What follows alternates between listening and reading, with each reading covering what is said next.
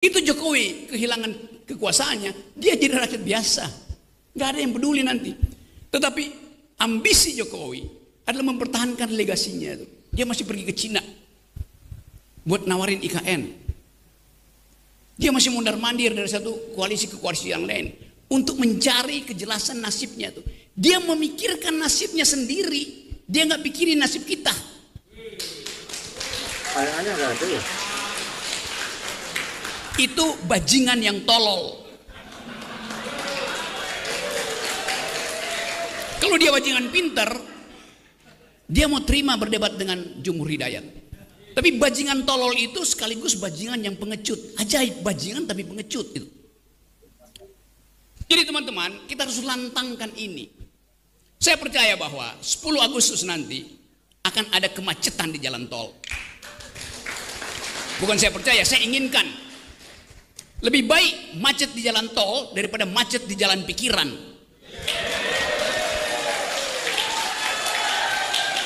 Kita perlukan itu. Sejarah menunggu kita. Dan siapa yang dipanggil sejarah, dia mesti mewakafkan waktu dan tenaganya untuk memungkinkan sejarah itu menempuh jalurnya sendiri. Tidak ada perubahan tanpa gerakan. Saya bisa kasih kritik macam-macam. Tapi kekuasaan hanya berubah kalau ditandingi oleh massa. Kekuasaan selalu takut pada massa. Sejarahnya begitu. Sunnatul.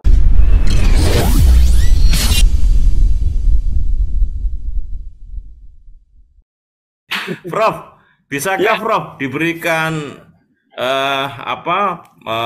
pembahasan mengenai kalimat ini, Prof? Kalimat tentu ada konteks, ada teksnya begitu ya kalau saya melihatnya sebagai sebuah realitas hukum, karena ini yang kita khawatirkan justru ketika delik khususnya atau delik aduannya itu lepas, maka yang mungkin atau potensial berlaku juga delik umumnya, karena isyarat itu juga disampaikan, saya melihat di salah satu tayangan yang disampaikan oleh Pak Mahfud MD, karena soal positioning presiden tentu juga ini menjadi satu pertaruhan tersendiri, apakah dia mau menanggapi persoalan ini atau tidak. Untuk ke kalimat itu sendiri, Prof, seperti apa, Prof? Prof Aceng melihatnya, Prof?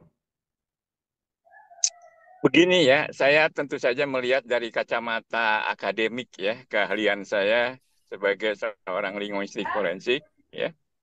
Jadi ketika ada fenomena, ada gejala penggunaan bahasa yang potensial berdampak hukum, ya, paling tidak saya harus melihat beberapa segi ya. Pertama, teks itu sendiri ya, itu diperkirakan memang potensial berdampak hukum. Saya melihat dari segi teksnya sendiri itu potensial berdampak hukum ya, karena itu merupakan ujaran yang bermuatan nilai rasa negatif, dan itu dikategorikan sebagai ujaran makian ya kalau pakai kategori KBBI ya, Kamus Besar Bahasa Indonesia ya. Bajingan, tolol, itu bajingan itu kan secara denotatif itu bermakna penjahat ya, itu ya. Orang yang cenderung berbuat merugikan orang lain. Sementara tolol misalnya itu dimaknai sebagai sesuatu yang berkaitan dengan kebodohan ya. Jadi kualitas kemampuan berpikir seseorang. Itu dari segi teks gitu ya. Tapi dampak hukum tidak boleh berhenti analisis pada tataran teks ya. Karena bahasa itu tidak pernah berlangsung di ruang hampa ya. Itu harus ditelusuri lebih jauh ya. Siapa yang menuturkannya? Itu. Dapatlah, oh ini Rocky Gerung. Oke, itu ya. Artinya pelakunya ada. Itu. Kemudian tahap berikutnya ditujukan kepada siapa ya tuturan itu. Kita lihat misalkan dari beberapa tayangan, saya juga lihat tayangan bahwa ya label ya bajingan, label tolol itu disematkan kepada Presiden Jokowi, ya, yang berkaitan dengan kinerjanya. Jadi bukan ciri-ciri fisiknya, bukan kelemahan bawaannya, atau bentuk-bentuk yang sifatnya subjektif. Tapi Rocky memberikan label bajingan, tolol kepada kinerja Jokowi sebagai presiden. Itu yang saya lihat dari teks yang muncul, ya. Gitu. Karena dia sebelumnya berbicara tentang beberapa kebijakan atau tindakan Jokowi sebagai presiden yang berkaitan dengan kunjungannya ke Cina baru-baru ini, yang menyerahkan proyek IKN kepada Cina, kemudian ya berkaitan dengan kebijakan undang-undang Omnibus Law dan sebagainya. Jadi label itulah yang diberikan oleh Rocky Gerung terhadap kinerjanya. Nah, ketika masalahnya berkaitan dengan kinerja, ya, ini berkaitan dengan akurasi, ya, tinggal diuji saja, ya, kebenarannya, apakah label itu berbanding lurus enggak dengan kejadian. Ketika berbanding lurus, tidak ada, ya, dampak hukum yang akan muncul, gitu, ya. Tapi ketika itu berbanding terbalik, akan ada risiko hukum, karena itu merupakan sebuah kebohongan. Gitu. Tidak ada label bajingan, label tolol harus dikonfirmasi dengan peristiwa. Ya. Itu yang disebut dengan tindak tutur asertif, ya, dalam analisis linguistik forensik. Sebuah label pernyataan yang diberikan kepada sebuah kejadian peristiwa yang bermuatan informasi. Dari situlah kita bisa melihat, ya, sejauhnya potensinya. Dan terakhir adalah respon petuturnya. Respon Pak Jokowi bagaimana terhadap itu, ya. Ini yang paling menentukan, ya. Ketika responnya itu misalnya merasa tidak dirugikan secara materi, nama baiknya dan sebagainya, ya udah, tidak ada persoalan hukum, artinya tidak ada korban, ya. Karena dalam linguistik forensik mengacu kepada prinsip hukum internasional, ya. Gitu. Ketika tidak ada korban, maka tidak ada kasus hukum. Itu lebih eksplisit lagi, kalau tidak ada korban yang bisa menunjukkan kerugiannya secara material, ya. Nah, jadi terlepas dari tinjauan kesantunan misalnya, ya, bajingan adalah sesuatu kata makian yang termasuk bermuatan emosi tinggi, gitu, ya. Nah, kita nggak dari segi linguistik nggak bisa hanya melihat dari sisi itu. Ketika tidak ada korban, karena ini masuknya dalam undang-undang kita, ini delik pelaporan, ya. Gitu. Korban ini harus melaporkan langsung, nggak bisa diwakilkan. Jadi sementara ini saya bisa katakan bahwa sampai sore ini perkembangannya, tuturan Rocky Gerung itu saya pikir tidak akan memberikan dampak hukum yang signifikan. Itu saja sementara yang bisa saya analisis. Itu Jokowi kehilangan kekuasaannya, dia jadi rakyat biasa, nggak ada yang peduli nanti. Tetapi ambisi Jokowi adalah mempertahankan legasinya. Dia masih pergi ke Cina buat nawarin IKN. Dia masih mundar-mandir dari satu koalisi ke koalisi yang lain untuk mencari kejelasan nasibnya tuh. Dia memikirkan nasibnya sendiri, dia nggak pikirin nasib kita. Kayaknya nggak ada ya. Itu bajingan yang tolol. Kalau dia bajingan pinter, dia mau terima berdebat dengan Jumhur Hidayat. Tapi bajingan tolol itu sekaligus bajingan yang pengecut. Ajaib, bajingan tapi pengecut itu. Jadi teman-teman, kita harus lantangkan ini. Saya percaya bahwa 10 Agustus nanti akan ada kemacetan di jalan tol. Bukan saya percaya, saya inginkan. Lebih baik macet di jalan tol daripada macet di jalan pikiran.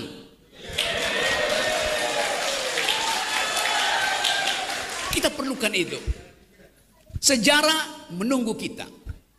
Dan siapa yang dipanggil sejarah, dia mesti mewakafkan waktu dan tenaganya untuk memungkinkan sejarah itu menempuh jalurnya sendiri. Tidak ada perubahan tanpa gerakan. Saya bisa kasih kritik macam-macam, tapi kekuasaan hanya berubah kalau ditandingi oleh massa. Kekuasaan selalu takut pada massa. Sejarahnya begitu. Sunnatul.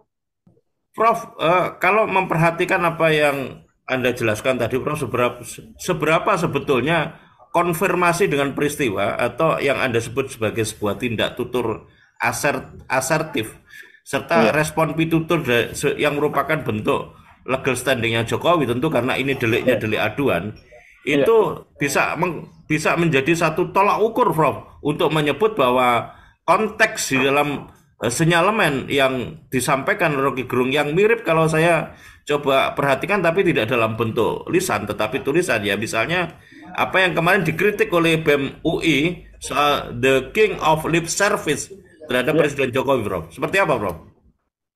Ya, ini yang harus digarisbawahi berikutnya adalah panggung wacana, ya. Jadi tuturan yang diungkap oleh Rocky Gerung itu berlangsung di panggung politik. Ya. Nah, ini memiliki karakteristik tersendiri ya dalam kacamata linguistik forensik.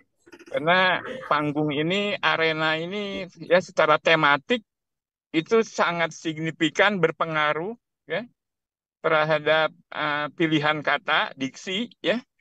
Itu juga terhadap tekanan, muatan emosinya, ya, rasionalitasnya dan sebagainya. Gitu ya. Jadi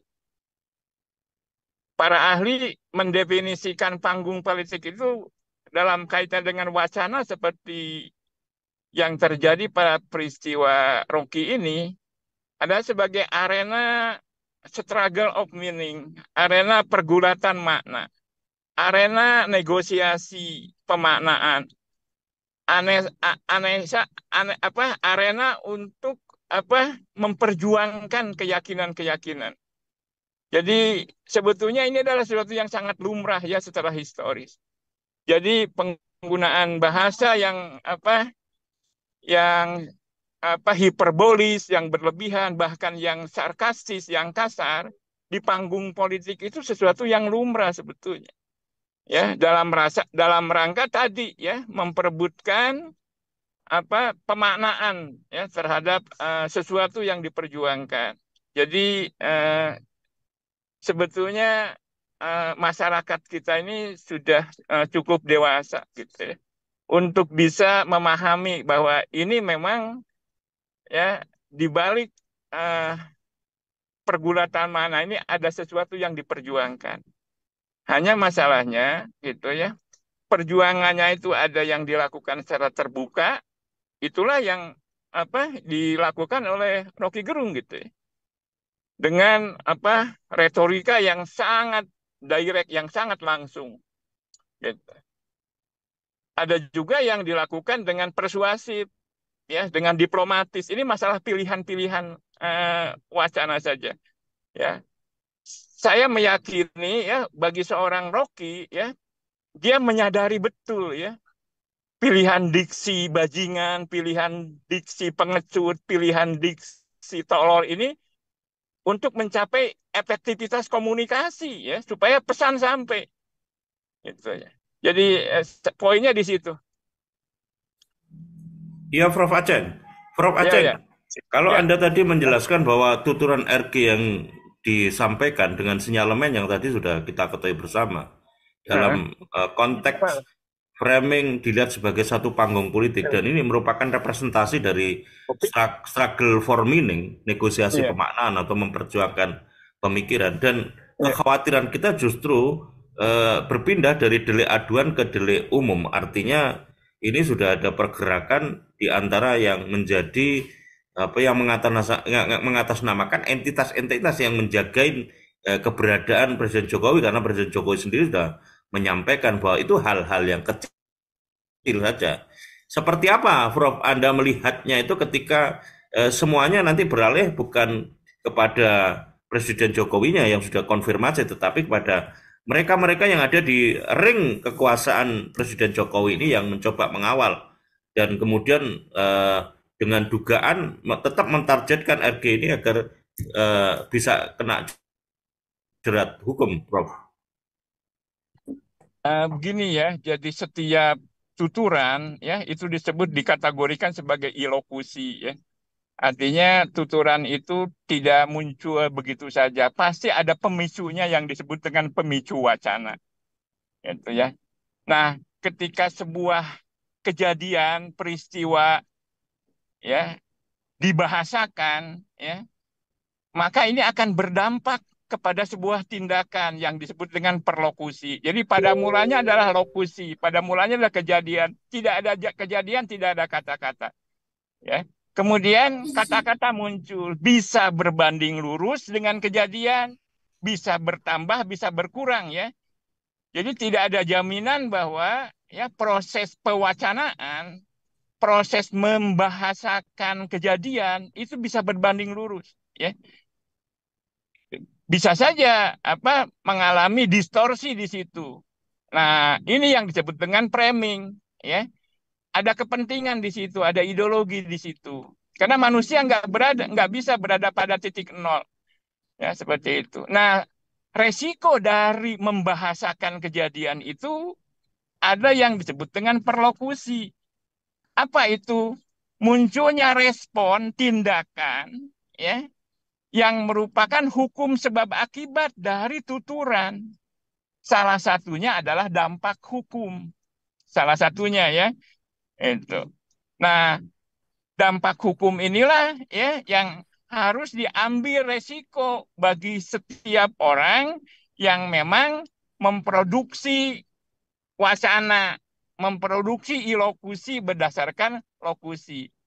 Ini yang disebut dengan pertanggungjawaban wacana. Jadi saya melihat Rocky sangat bertanggung jawab dengan tuturannya itu. Saya melihat gitu ya. Melihat perkembangan terakhir bahwa dia mengungkapkan itu secara sadar. Dia tidak mencabut label-label itu terhadap kinerja Jokowi. Gitu ya. Dan dia menyatakan bahwa dia tidak ada urusan dengan Jokowi sebagai pribadi, tapi ini merupakan representasi dari kinerjanya ya, yang memang di mata dia itu layak diberikan label bajingan, layak diberikan label tolol, layak diberikan label pengecut. Bahwa kemudian secara sosial ada dampak masif, itu persoalan lain ya. Ini persoalan di luar linguistik forensik ini sendiri, tapi dampak itu bisa terjadi gitu ya. Ini bisa terjadi ada semacam mobilisasi, ada semacam rekayasa, sesuatu yang sangat by design ya. Tapi secara natural memang setiap tuturan itu akan selalu berdampak terhadap adanya tindakan. Hanya persoalannya apakah munculnya respon terhadap tuturan itu seketika, tertunda, ini bisa dianalisis secara linguistik forensik ya, seperti itu. Apalagi ini wacana yang berlangsung di panggung politik. Wacana yang penuh syarat dengan berbagai macam kepentingan ya. Dan kepentingan ini bisa berkaitan dengan kelompok-kelompok ya. Gitu. Bisa terjadi mobilisasi massa dan sebagainya. Jadi itulah dampak-dampak yang muncul dari sebuah tuturan. Jadi itu logis saja menurut saya gitu ya, ketika muncul pro kontra, kontroversial segala macam gitu. Kemudian dipaksakan dalam tanda kutip ya untuk masuk ke ranah hukum dan sebagainya. Kita lihat saja perkembangannya. Iya, Prof. Aceh, ternyata respon datang bukan hanya dari Profesor Pak Jokowi sendiri, Presiden Jokowi sendiri, tapi juga kemarin salah satu putra Jokowi juga menyampaikan dan nampaknya juga responnya juga sangat standar bahwa ini melihatnya hal yang wajar karena eskalasi terkait dengan road to kontestasi politik 2024. Kira-kira seperti apa Prof Ajeng rekomendasinya Prof? Persoalan yang menyeruak ke permukaan soal Rocky Gerung ini antara proses yang berkembang di tingkat massa dan proses hukum yang berjalan. Seperti apa Prof? Kira-kira bisa diselesaikan dengan ideal, dengan baik gitu Prof? Saya melihat ya ini baru pemanasan gitu ya. Jadi akan ada eskalasi yang lebih lebih eh, eh, kasar ya, lebih tajam gitu ya. Karena kelompok-kelompok politik yang sekarang terlibat ya untuk menuju 2004 itu gitu. Ini cenderung secara ideologis berlawanan secara diametral ya. Hanya saya yakin berdasarkan sejarah ya, konflik-konflik verbal ini tidak akan sampai mengarah kepada konflik fisikal, gitu ya. Jadi ini sehat sebetulnya selama kita tetap membatasi pada konflik verbal, sekasar apapun, ya, sehina apapun, sebrutal apapun, selama itu verbal, itu sehat, akan mengantarkan kepada kualitas konsensus. Ya. Nah ini yang harus kita jaga. Gitu ya. Jadi pihak keamanan ini ya pihak penegak hukum di sini harus betul-betul berperan ya untuk menghadapi kasus-kasus seperti ini, jangan sampai mendorong terjadinya aksi-aksi kekerasan yang sifatnya fisikal. Ini yang akan menurunkan kualitas demokrasi kita. Ya itu yang saya cemaskan di sini. Tapi berdasarkan pengalaman Indonesia itu ya, bangsa ini menurut saya sangat sangat dewasa ya untuk membedakan ya mana perbedaan-perbedaan yang sifatnya ideologis dan mana yang memang tidak mudah untuk dipertemukan dan mana bagian-bagian yang bisa dikompromikan sehingga menghasilkan konsensus yang berkualitas untuk masa depan Indonesia yang lebih baik. Jadi saya tidak begitu skeptis ya, justru saya optimis.